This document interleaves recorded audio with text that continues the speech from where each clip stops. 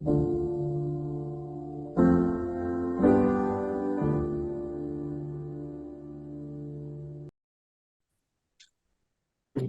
everyone, and welcome to another episode of the Compelling Conversations podcast. Today, I'm happy to be joined by Umair. Umair, thanks so much for being here. My brother, appreciate it. Yeah, one of the things I wanted to talk to you about was how when I went to Saudi Arabia, there's a lot of talk about how when you get there, like people treat you like disrespectfully and this and that. But when I went, alhamdulillah, my experience was just really nice. I didn't feel like anyone treated me with racism or discrimination or just disrespect. Everyone was so friendly. If anything, I was skeptical about why they were so friendly and nice and kind.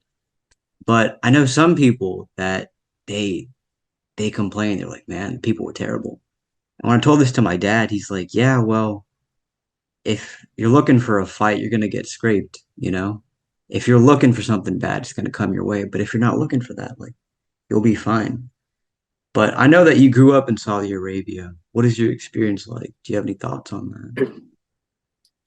So when I first moved there, this is gonna sound pretty bad, but I didn't know the language, of course, and I was only a little youngster, 6, 7 years old, and in my neighborhood there would be Arab kids playing outside, and I wanted to be part of them. So the best way I could formulate in my mind how to join them is to pretend to be mute.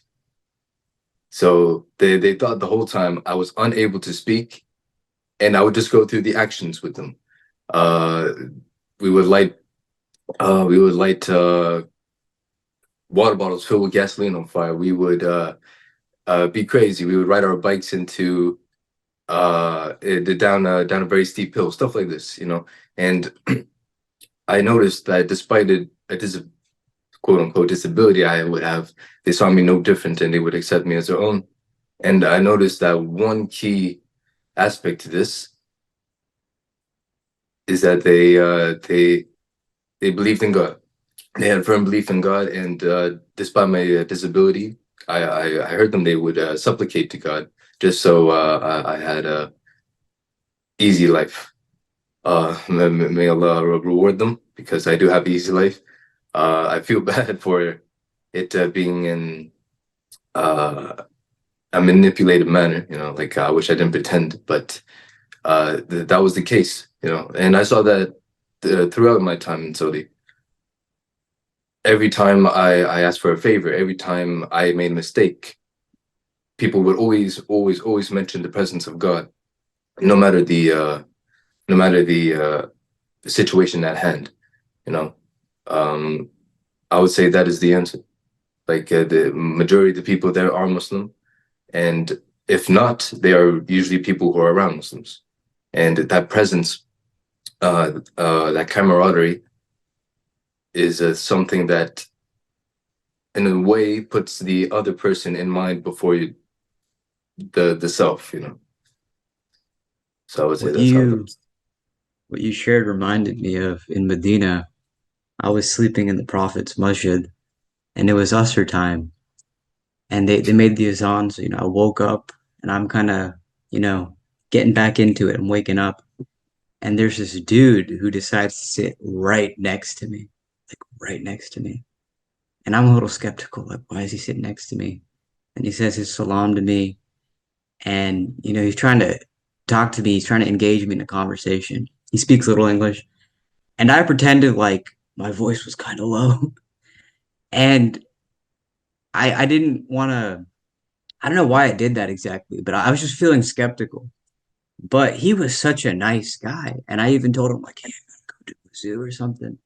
And he took me to the place to go do wudu, and then he left back to go pray. And I felt bad. I was like, man, I faked it. I faked like I had like a low voice or whatever. But it was that skepticism. And it was after that event that I realized, like, wait, these people are just kind. You know, I don't really need to have any reason to be suspicious of them. Not to say be oblivious to what's going on, but yeah, everybody was just kind. There was no ulterior motive. It was just that camaraderie that you mentioned. It's like that Islamic brotherhood. And I found that attractive because I feel like sometimes I lose a sense of that here in the States. Like sometimes it becomes a little different, you know. But over there, it was like, wow, you can just kind of fully surrender to that, and it won't bite you. Right, right.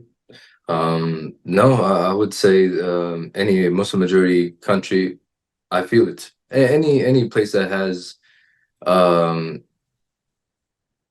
a presence of God, I definitely do feel it. Like when it could become secular, the exchange is very, how do I say, it becomes very materialized in a sense. For example, people will only be kind to you just because it might give them a favor.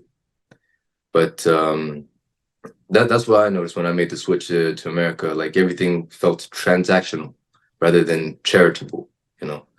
And that went for everything. That went for business. That went for even friendship relationships. Like I noticed that in Saudi, my time, any favor that I did for others, they felt no need to repay it, and vice versa. Every favor that people did for me, no matter how extravagant, no matter how much effort they put, they didn't want anything back from me. But over here, I had people who were raised in this in a secular environment feel the need to ask me, "Hey, well, remember this thing I did for you, or this and this?" And I'm not against it. Like I'll repay a favor no matter what. But I don't see why you need to acknowledge something you did for me in order for me to do something. You know, I'm a kind person. I'll do something if I see it beneficial. You know, and it's a switch for sure. And I hope I can make a presence that will make others see that there's more benefit in being a servant to your neighbors more so than being a businessman to them, you know. Yeah. One of the what you just shared reminded me of something I've been contemplating lately, which is people treat you based on what you bring to the table, which is kind of weird because I feel like I've kind of just grown up in a culture that sees that as something sacred or valuable. And it's kind of strange to me because I started realizing, but in the Muslim faith, that's not you aren't treated uh, kindly, so to speak, because of what you bring to the table, which is you're automatically like you're just a human being. It's okay if you don't bring something to the table as long as you're just a good person, so to speak. It's something I noticed, something I've been contemplating. But yeah, what you mentioned, it reminded me of that. Nice. Intrinsic worth, I guess. No, I completely agree with that.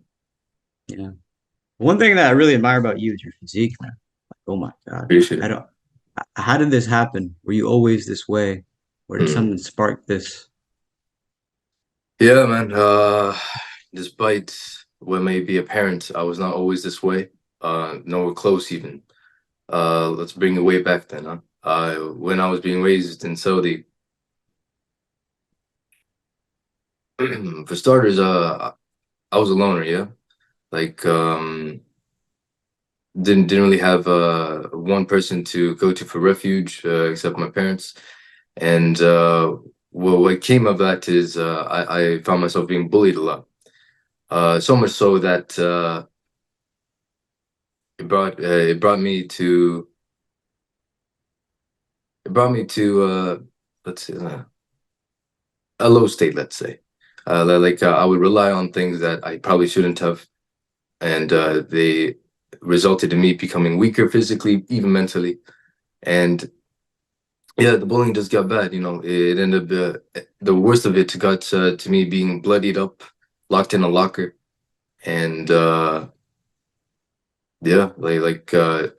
I was wiping the blood from my face and wiping my tears, blood going into my eyes and tears going into my nose. It was it was definitely a state I'll remember. And while I was in that locker, I remember telling myself, I will not be in this position again. And that was a spark of it.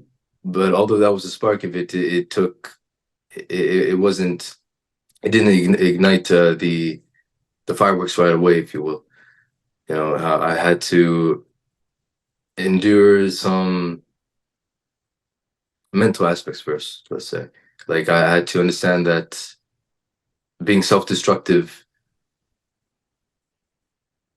is not the best way to cope. I mean, it can never be, you know. That's So deep. what? That's Yeah, profound. Being self-destructive is not the best way to cope. But please that continue. yeah, I had to live that way for many years actually. Like this was again in elementary. Like imagine the bullying kind of stopped by the time I was in high school. But by the time I was in high school, the self-destruction that's that's when it was at its extent, you know, at its highest peak. And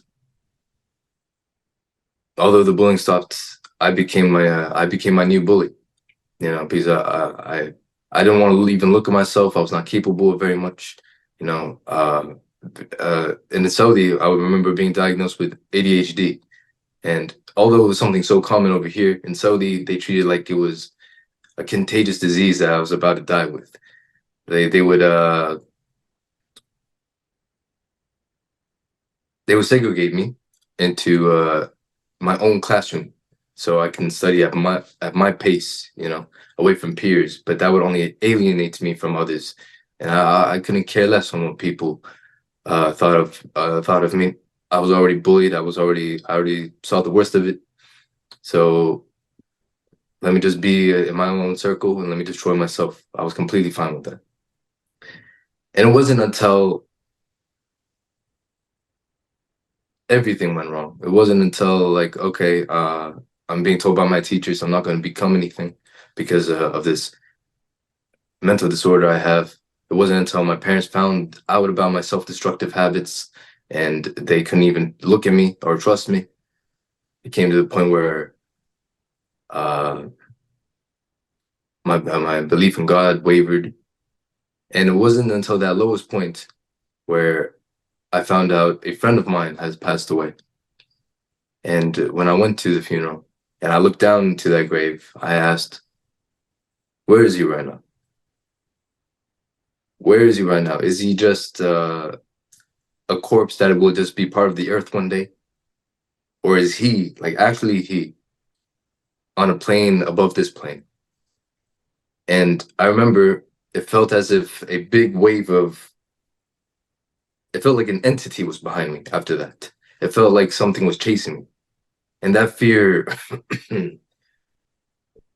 that fear stuck with me. Like I remember waking up at 2:30 a.m.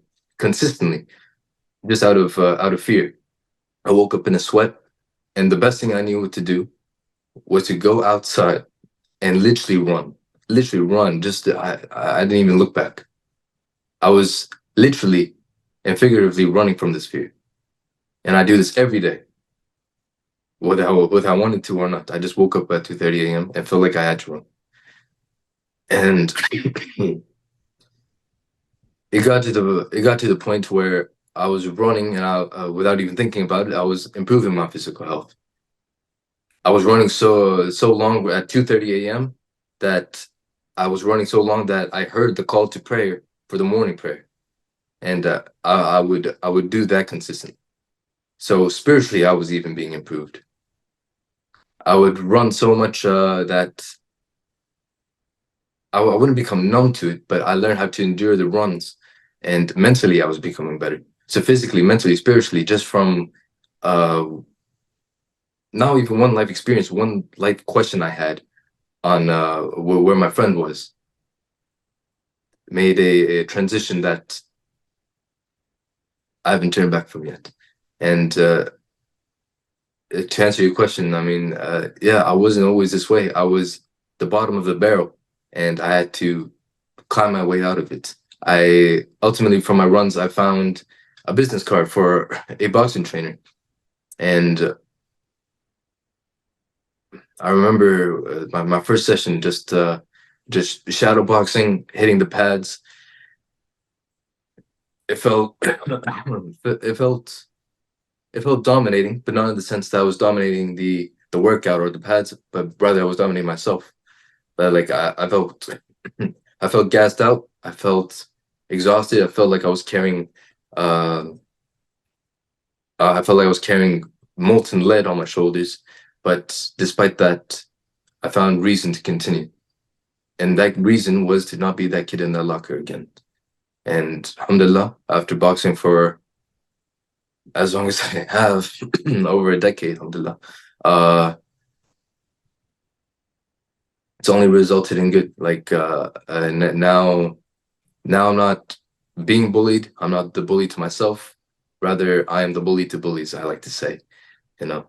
So I'm glad that I've been put in this physical, mental, and spiritual position where I feel like I need to serve others before myself. So I don't see any other kid that ends up in a locker bloodied up. That's how I got here. There's a lot to be said. There's a lot to be said. I Thank you for guess so. sharing that. That's Not completely. cool. One of the things that I was thinking about as you were talking was there's this thing, the finish line mentality. Once you cross the finish line, you feel like, oh, you can just put your feet up and relax. I know that when you become someone who is capable of fighting or boxing, you there's like a certain sense of confidence within you, like almost as if you're fearless because you know that if you're placed in a situation, you can handle it, a physical altercation or whatever. Connecting these two things, do you ever feel like you reach that finish line mentality because you feel like you're capable of your physicality? Do you ever feel like, man, I'm good. I have the physique, I have the abilities. Now I can just relax and forget about all this. Does that ever cross your mind? No, there is no finish line for me. I remember, like, Should there, yeah, sorry. I was wondering, do you think there should be a finish line for people at no, all in general? No. Okay. because I'll explain actually. I remember like as soon as I started my 2:30 a.m. runs, like sure, over time the time was later. It would be like 4 or 5 a.m. I remember on the little specific track I made for myself, it'd be 8 miles long, and on the 4 mile mark, there was perhaps it was for marathons or whatever, but there was a line and it said start, and I just told myself I started before the start line, so I never start. And then I remember at the what is it the 6.5 or 7 mile mark, there was a finish line, and I said I'm not finished yet. I have to continue. If I finish at this finish line, then I don't reap the benefits of my 8 mile runs. And I would say the same comes with fighting. I can say the training level that I'm doing right now is sufficient in handling most cases. Maybe, sure, fine, but I can't handle all cases. And the reason I don't believe in the finish line is because even if it's a situation that I know I should be able to handle, I'm still insecure about it because anything can happen in a fight. One lucky punch, and I can be seeing the ER or even the morgue. So I think that there's a quote actually that rings in my mind. Only the paranoid survive, Hmm. and I would say that if we go back to our primal roots, I believe we would be a lot more content with life because we're always trying to survive to see the next day, and in the process of trying to survive to see the next day, we formulate reason. As soon as you make a finish line, there's no more reason. And Oh, sure. I believe I believe that's my philosophy with life, honestly. I turn on the light switch and I break the switch. You need to be consistent. You need to be disciplined. You need to be aiming for more. And the best thing you can do in that case is just change the light bulb to a brighter one. There's no benefit in turning off. Man, you're dropping some heavy quotes. I like this. This is interesting. Another thing I wanted to go back to was the bullying part because I feel like for myself, like as a person grows up, bullying kind of it doesn't disappear, right? It still exists even in the adult world, but it's a little bit more subtle. It's a bit more, hidden behind masks and whatnot. But like that childhood bullying, it kind of just goes into the back of your head, like, oh, that's just the past. Do you have a message for people that are experiencing bullying right now? Younger people. Is there a message you'd give them? Some semblance of hope? First off, it's not in the back of my head, honestly. I bullying changed me in a way that is it's permanent. It's part of my skin now. Um, I have developed a great sense of how I would say care, honestly, for others before myself. Um, just because I don't know what others are going through, especially if they are physically, mentally, or even spiritually on the weaker side. I know they are facing a combatant of some sort. So what I would say is what I would tell others who are struggling a bullying source of some kind is find your weakness and tap into that thing until people know it as your strength. People knew me as that skinny, scrawny kid that was self-destructive. I changed that immediately, and no one would mess with me. In fact, I have a story. Um, I had multiple bullies when I was in that period of me being bullied, and there was this one guy, this one equally skinny to me, but he had backup, so obviously I couldn't really do much. But he would bully me, and I would understand, I would not understand why. And mind you, I was still that skinny, scrawny kid, that shy, quiet kid, and I just thought, okay, he's just trying to take advantage. It wasn't. It wasn't a decade later until I met him again on a school trip to Jordan.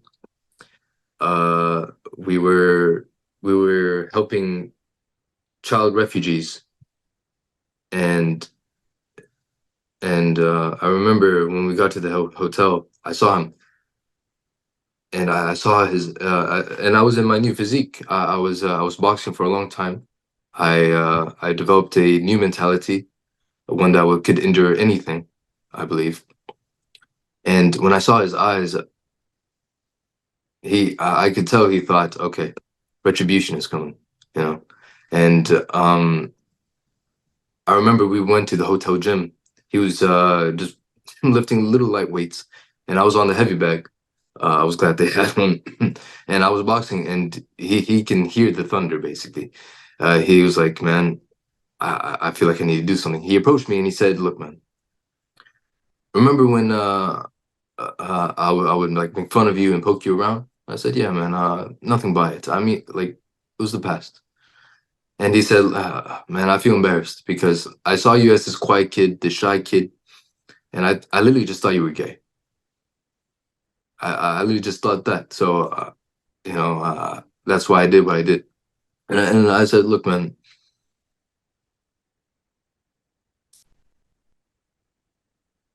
uh, again, it means nothing to me now. Like, in fact, I should be thanking you because it built me to what I am." And that again, that relates to my advice that I would give anyone that is going through that, especially in their youth. Know that this bullying that you're going through is actually a regimen for your self-improvement because it taps into your weakness. If I was that shy, shy, weak, shy and physically weak kid, then I know I had to develop a physical body and learn how to be more open and brave. I had to develop a brave mentality. That might not be the case for someone else. Maybe you are intellectually incapable, so therefore you have to learn how to be smart. Becoming smart is something you can learn, like it's something you can pick up. Maybe you are spiritually spiritually weak in something, and you are getting backlash from something in your community or something around you. You have to develop a strong spiritual sense. Tie yourself back to God, and only then God can increase you. So yeah, just find what you are lacking in, what you are weak at, and don't let that sucker go. Did faith save you from self-destruction? 100%. And that's because something I didn't mention. I was a Muslim in the start of that. The bullying phase, what have you. I was Muslim by name. I didn't know my religion, and like I remember in the period I was being bullied, I watched a movie in one class. It was the Prophet Muhammad sallallahu alaihi wasallam, peace and blessing be upon him. Uh, it was the animated one. I forgot the title of it, but I remember there was one particular scene where I believe it was Bilal, uh, and he said, "You can have my body, but you can't have my soul." I remember I was being bullied that same day. I was being kicked in. I was being pushed around, toppled to the ground, and I said that exact same thing. You can have my body, but you can't have my soul. And they tied it to the movie, and they were like, "Ah, brother, that's just the movie. That's just the cartoon." And I thought, you know what? Yeah, they're probably right. And from there, I remember from there, just my faith deteriorated, and I know I was still very young. I was only 7, 8 years old, but I didn't really have much of a spiritual sense then. And my self-destructive qualities only resulted in me being faithless. Um, every substance reliance I had, every uh, depressive depressive episode I had, it was all just a result due to I tied myself to nothing. I tied myself to I tied myself only to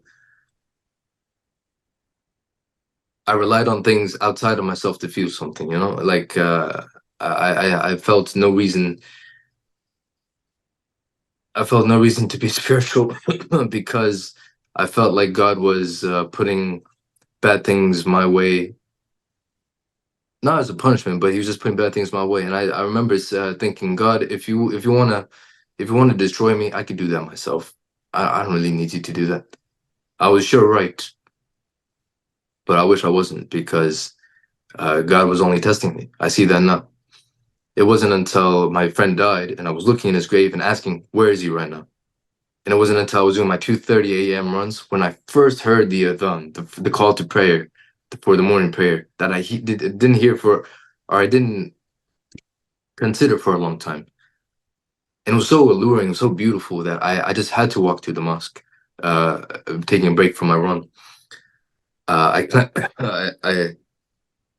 performed ablution. I cleansed myself, made wudu for the first time in who knows how many years.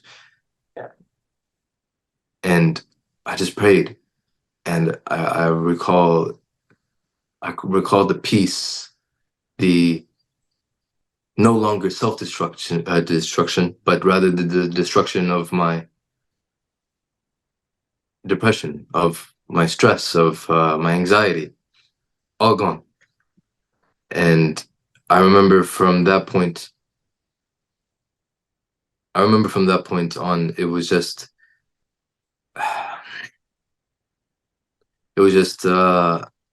I no longer wanted to just settle for a baseline of me being physically in line, spiritually, mentally in line, but also now spiritually in line. And being spiritually in line, it forces you to seek the most expensive merchandise there is, and that's heaven.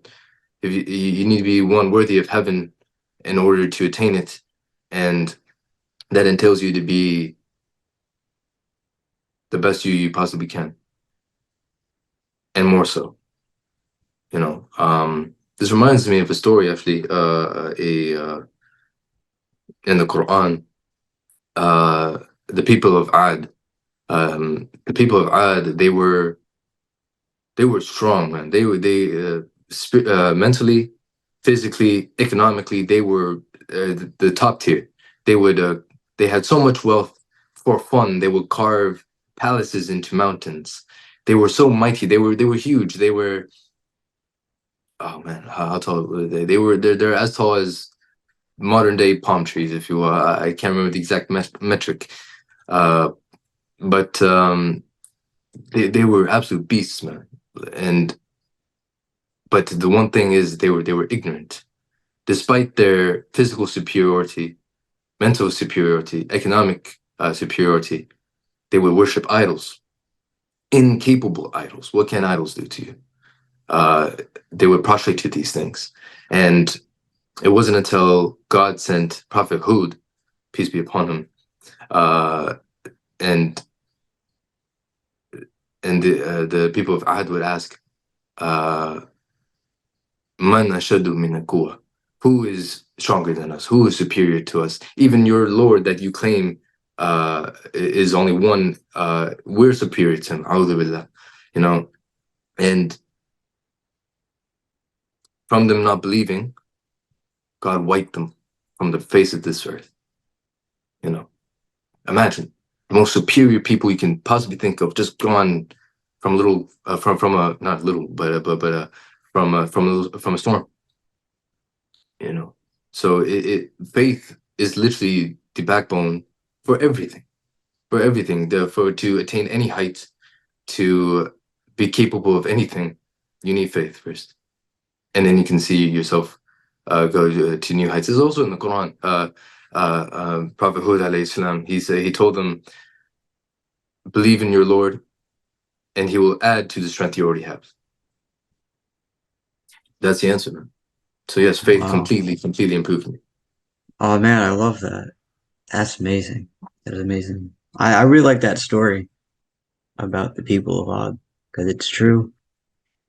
Yeah, man. Thank you for sharing that. Really, that's a Completely. great one. Completely. And I think, yeah, you're right. Like one thing I was talking to one of my pastor friends the other day, and I was telling him, at the end of the day, you just realize all roads lead to faith. They lead to religion.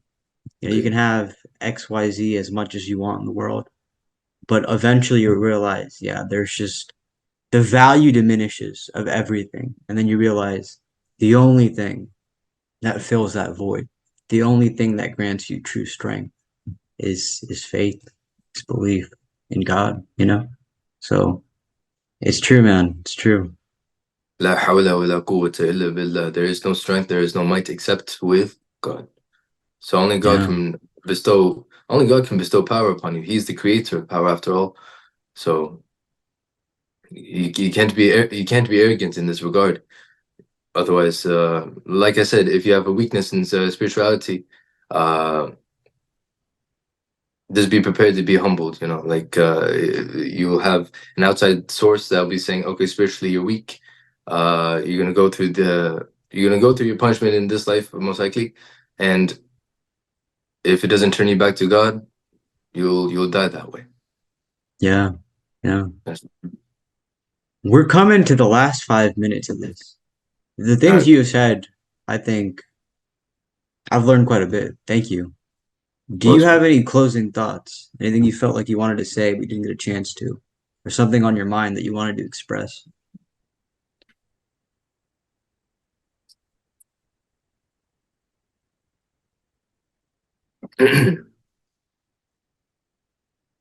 despite everything I already said, despite the mannerisms I have shown, despite the uh, perhaps intelligence I've shown or knowledge I've shown, I want everyone to understand that despite what I am, what I'm capable of, what I know, I live every day and I believe I am jahil, that I'm ignorant, that I'm incapable.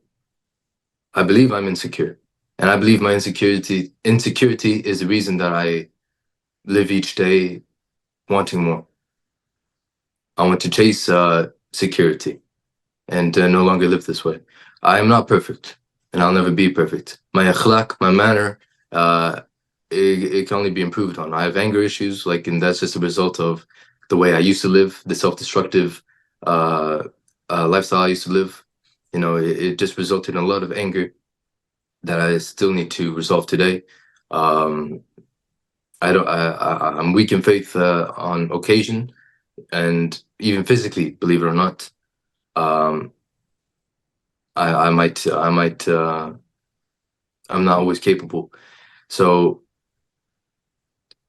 I would suggest to everyone, live in a way that you have to break barriers constantly in order to feel like, live like you're trying to achieve something rather than you're trying to. Oh man, I don't know how to put this actually. I thought I had it in mind, but no, this actually goes back into what I was saying. Uh,